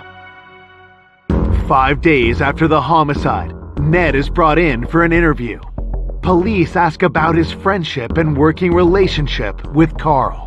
The relationship with Ned and Kaiser and Carl and the family was an extensive, involved one. They had known each other for approximately 9 years, and at one point, when Ned was going through a divorce, they actually let him move into their house. Ned says that's why he had a hard time keeping Carl's affair secret.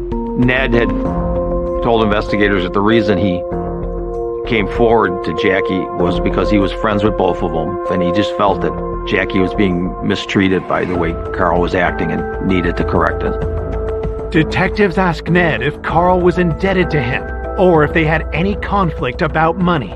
Ned denied ever having any kind of a fight with Carl. Ned was asked if he had any involvement, if he knew anything about Carl's murder, and he denied having any direct knowledge. There was nothing that anyone could dig up that would say Ned was responsible for Carl's death. The investigators took a very hard look at him to see if there was any way that he could have committed this crime. And they were able to rule him out. There was no evidence connecting him to the murder of Carl Gamari. Investigators are forced to let Ned go. The police talked to everyone that they possibly could. If they talked to one person and that person mentioned other people, they went and talked to those people as well. And then it gets to a point where there's just no other leads to pursue at that time. So the police are essentially waiting for new information. Authorities once again turn to the public in an attempt to find the men who killed Carl and terrorized his family. Their composites are very critical in our ongoing investigation in identifying the shooters. I remember cutting out all the headlines and all that. Boy, something's going to be recognized with the sketch and something's going to happen with this and come about from it. But days would go on and nothing. When the sketches were released, there wasn't a lot of information that came in. Nothing substantial at all. Detectives hope that the autopsy report will provide a crucial new lead. Carl had been shot 6 times. The fatal wound had penetrated his chest into his heart and severed the aorta. When you have multiple shots like that from 2 different guns, it's apparent that their intent was to kill him. And they shot him again and again and again and again, total of 6 times. Since the medical examiner didn't find any defense wounds on Carl, there is no physical evidence on his body to link to the perpetrators. Frustration grows when detectives get the report on the fingerprints found at the crime scene. There were no known matches of any of those latent fingerprints. They had no real suspects. Didn't seem like anybody was going to be arrested for this. With the killer still on the loose, the town of Inverness is on edge, while Carl's family lives in fear. A couple of days after the original murder, someone had put a threatening note in the mailbox. Jackie then went to the police and said she was being threatened, and that was her concern for her safety. When I found that out, I was very disturbed. I was concerned about Jackie and the kids. Somebody wanted my brother killed. 2 weeks after the murder, police make a disturbing discovery. It came to the attention of the initial investigators that there was a trader, worked at the Chicago Board of Trade, had just disappeared. It was suspected there was foul play involved. Detectives learn his name is Artie Jones, and he's one of Carl's business associates. Art Jones knew Carl. There may have been some money involved between the two of them. No one knew what happened to him. He left for work, drove into the city, and was never heard from again. Could the 2 cases be connected? Now put a new light, a new focus with 2 traders in close proximity, 1 dead and 1 missing. Put a different spin on this type of investigation. At that point in time, when we heard the news and it was all over the papers, that we thought, wow, now that we know there's something going on at the Board of Trade. When you had Carl, who was killed and being part of Board of Trade, and then you have Artie, who disappears after going to work at the Board of Trade, those don't happen often. And when Artie Jones happened, that was very concerning. It was, we wanted to find out, okay, who's after Artie and who's after Carl, if there was somebody, in fact, after both of them.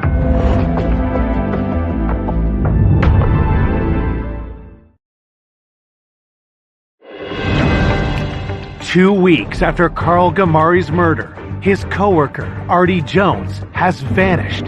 Detectives are hunting for a potential connection between the 2 cases. Through the Highland Park investigation of Artie, they interviewed his wife, and she said that Since the murder of Carl, he had become very edgy. He was very secretive about going out to meet some people for business at that time and then never coming back. It just heightened that concern she had about the two being related. There was just no trace of him. They ran credit checks. They did phone records. They had absolutely nothing of where this individual may have gone or why he disappeared. They located his vehicle near O'Hare Airport. No reason why it was there, no rhyme. Couldn't put him on an airplane. There was just nothing. He was gone. That investigation was rather lengthy, and they never did locate him. And eventually, his wife had him declared dead. It's very frustrating to have a case that hits a brick wall. Carl's family continues to push for answers. I was persistent. I would call. I wanted to hear from the horse's mouth, from the detectives. What's going on? What's the next step? What are you looking at? Months and months and months turned into a year. A year turned into 2 years. Then you kind of lost faith a little bit. Carl's loved ones try to cope with the terrible realization that his killers may never be found. The investigation wasn't turning up anything. They broadcasted and showed those pictures of the two men for a long time. No one knew anything. The case is considered a cold case. 30 years later, the case is reopened. Detectives Mike Kirby and Bill Stutzman took over that investigation, gave it new life. These were people who had investigated, hundreds of violent crimes in their careers. I had spent 9.5 years on a homicide task force. So this was my first actual cold case. We were told to look at this case from 30 years ago. Right away, you're like, 30 years? Who's even going to be alive from back then that we could talk to? But when we sat down and we compiled our plan of action, people we wanted to talk to, we became extremely excited about the possibility of this being solved. As the new detectives start digging into the cold case, they are confronted with a daunting problem. Barrington Police Department had 2 floods in their basement where their evidence was kept. These floods basically contaminated any of the evidence, ruling it unusable. Any DNA we might have was gone. That's a major blow in an investigation. Most cold cases nowadays are solved through forensic evidence. We had none of that. Then, in 2011, a stunning turn of events reignites the investigation. We get a phone call. It was shocking to us. Artie Jones had been located, living under an assumed name in Las Vegas, part of a fraud investigation by the federal government, and located him. We were extremely shocked that he was alive. Investigators fly to Nevada to interview Artie Jones about Carl's murder. Well, the first thing we wanted to know was what relationship did Artie Jones have at all with Carl? Did they have any kind of business transaction? He claimed he didn't even know him. So then we focused on why did he disappear then. When we talked to Mr. Jones, he said that he was having financial problems. He didn't like his job. He didn't like his life. He was unhappy with his marriage. So he just faked his disappearance. And that became very clear that he had staged all this by planting the car by the airport. The two had no connection. The Camari murder and his disappearance were not related. With the Artie Jones mystery solved, detectives are again left with no leads. What we decided to do was to work this like it was a fresh case and just start from the beginning with no preconceived notions, no thoughts on where we were going to go with it. Bill Stutzman and Mike Kirby re-interviewed everyone who had been interviewed that they could find back in 1979 and 80, and one of the people they interviewed was Jackie's sister, Tootsie. When police interviewed Tootsie the night of Carl's murder, she told them on the morning of April 30th, Jackie called Tootsie and told her to come over that day. And if Tootsie had come that day, I don't know if she would have been another victim. Detectives bring Jackie's sister, Tootsie, in for an interview. As they question her, she makes a jaw-dropping revelation. She said, I've been ridden with guilt throughout the years. I've seen what it did to the kids, what it did to his family. I can only be truthful about this. I can only tell you what was told to me. Tootsie was having ulcers after the murder of Carl. She was holding a very big secret inside. It troubled her to keep this secret for so long. She just realized, I believe, that it was the right thing to do, and that's what she always wanted to do. And she proceeded to tell us about 2 months prior to the murder that Jackie had said, I don't love Carl anymore. I don't want to be with him. This is the time when Jackie and Carl were getting back together. Jackie had supposedly stopped the affair with Sam Greco. Based on what we learned, that was not the truth. Her affair still continued. It was very shocking. It gives you a different light view of Jackie, yes, as a person and the type of individual she is. What Tootsie says next leaves investigators stunned. Jackie had told her of a plan that she had with Sam. Jackie said to Tootsie, we've found a way to get rid of Carl. We're going to make it look like a home invasion. Some men are going to come in, they're going to tie me up, and they're going to wait for Carl to come home and kill him. Tootsie couldn't believe what her sister was saying to her, and they just kind of ended the conversation with Tootsie saying, Jackie, you don't have to do that. Divorce him. Just divorce him. And Jackie would reply, if I divorce him, then I don't get all the money. Jackie had told her how Carl was going to be murdered, and that's exactly what happened to him. It seemed almost mind-blowing to think that Jackie could be involved in such a crime as to expose her daughters and her infant to their father getting killed in the home. Investigators tell Tootsie they'll need more than just her word to lay charges. They decided to ask her if she would be willing to record conversations with her sister Jackie. At first, Tootsie said no, she didn't want to do it. She didn't want to hurt Jackie. We had emphasized with her that, no, we're not saying Jackie physically killed Carl, but she was part of a plan in which Carl was killed. And we had said, we're asking you to put an open-ended statement to her and see how she responds. She agreed to do it. That was the missing key to make this case go forward.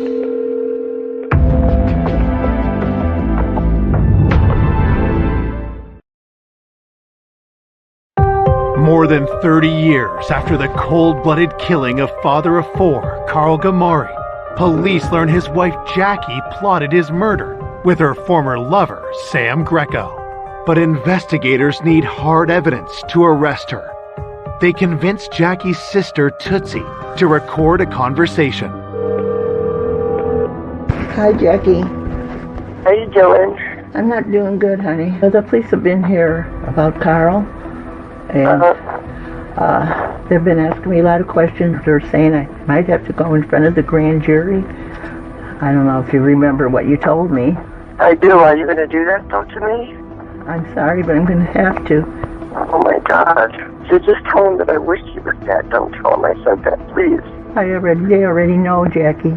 You told me how it was going to be done, how they were going to break in and tie you up and put you in the closet and then kill Carl. You got to help me, Tootsie. I can't go to jail. You got to help me.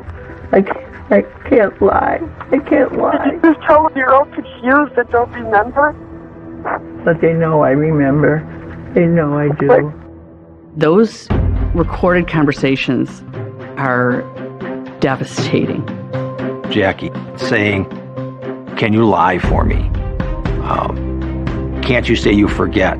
There was truth to what Tootsie was saying. And that's why Jackie wanted to lie for her. That was very damaging evidence.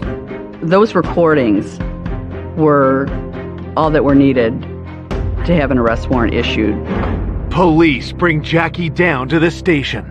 We did not tell her she was under arrest, but she was not going anywhere. We had the arrest warrant. During the course of the interview, not only did we tell her, we talked to Tootsie, who told us about their conversation. We played portions for Jackie. And I don't do that stuff, and that's enough to put me away. What am I supposed to say when they ask me why I said that to you? What am I supposed to say? That I can't answer. I don't know. Maybe you didn't mean to tell me, but you did. What should I do? I don't know. I don't know. I don't know. You're my sister, but you're a witness against me. Your testimony is enough to put me away. I'm gonna go to jail. Confronted by her own words, Jackie tries to put the blame on her former lover, Sam. Because she wanted to be able to say, yes, okay, early on, I said, let's do this. But then I backed out. I didn't want to have anything to do with it. So therefore, I'm not guilty of Carl's murder. There are so many things Jackie did that tells you what kind of a person she is. She wanted to be with Sam. She didn't want to be with Carl. After the murder, Sam and Jackie married a few months later. Several years later, Sam and Jackie were divorced. We continued a full-force investigation into Sam Greco's involvement, as also pursuing the two shooters. And before we could gain enough evidence to charge him, he passed away from his medical conditions. On March 27th, 2013, Jackie alone is charged with the first-degree murder of her husband, Carl Gamari. Jackie was the true monster. Without Jackie, this crime never would have happened. In 2016, a jury finds Jackie guilty, but the verdict is overturned on appeal. Prosecutors offer Jackie a deal. She pleads guilty to murder and is sentenced to 22 years in prison. Justice finally was served. Couldn't believe it. She was a true sociopath. And not just for taking Carl's life, but because of what she did to her children. She chose to have her children be victims of this traumatic event just for her own selfish needs to get rid of her husband. A woman that involves her own children in a scheme, in a plan, in a plot to have their father murdered, her husband murdered. I don't know, if you ask me, that's not even human. That's the devil. 4 decades after the murder, police are still searching for the gunman. This remains an open and active investigation. It's never going to stop. If there's any new information, the police are going to follow up on it. No matter how long those shooters live and how much time passes, they can never stop looking over their shoulder. My brother was a good guy. He was very determined to succeed in anything he did. To see how he would have been when his children got older would have been a wonderful thing to happen, and I'm sure he would have loved it. Who knows how our lives would have been, you know. A lot of missed opportunities, a lot of things that never happened. I lost a brother and, you know, somebody to look up to and somebody to experience life with, you know, the rest of the way. I miss Carl a lot.